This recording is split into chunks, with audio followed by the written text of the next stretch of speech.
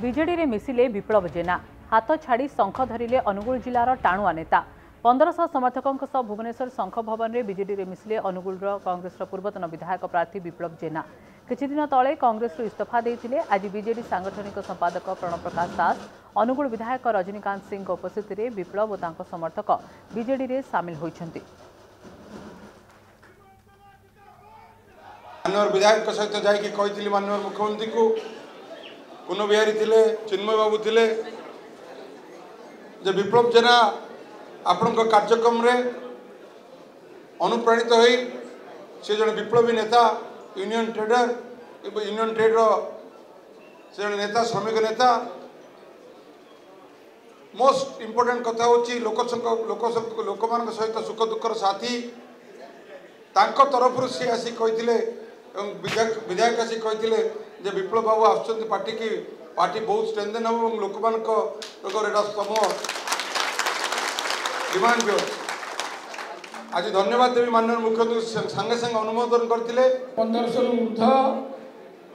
कांग्रेस लोक मान गहन आसिक आम शंख भवन विजु जनता दल विधिवत भाव आज जॉइन कले सामिल हेले आज उकुलाटे रमेश जेना परिवार कहीं कांग्रेस बोधे रहिले ना मुझा भावी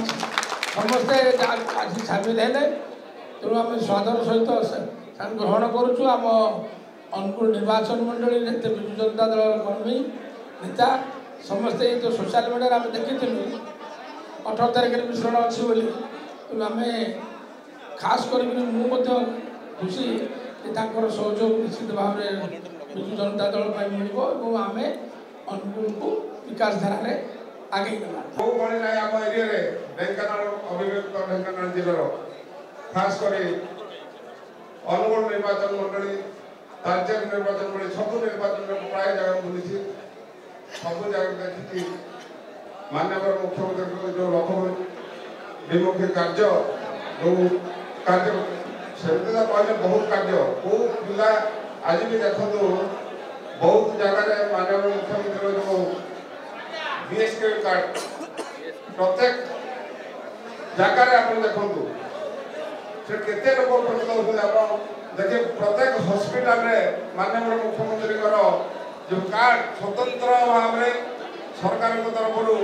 माननीय मुख्यमंत्री तरफ जो रिप्रेजेंटेटिव किसी असुविधा में भी साहय कर